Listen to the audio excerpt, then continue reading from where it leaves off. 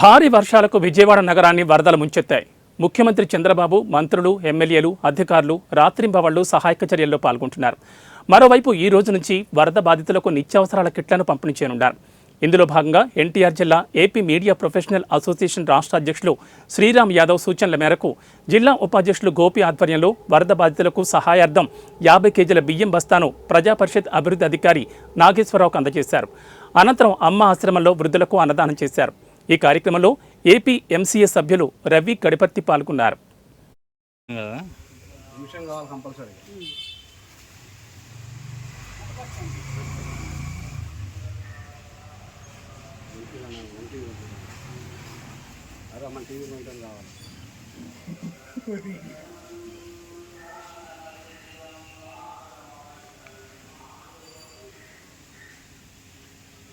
నిమిషం అంతసేపు పట్టింది నీ దాంట్లో రావటానికి. 2 నిమిషాలు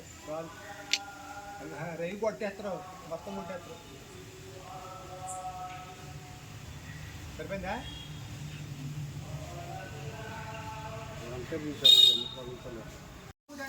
అర్థమైందా? గొడవైంది, నిధులు పాలతో ఇలా జరుగుతుంది. మామూలుగా ప్రశ్న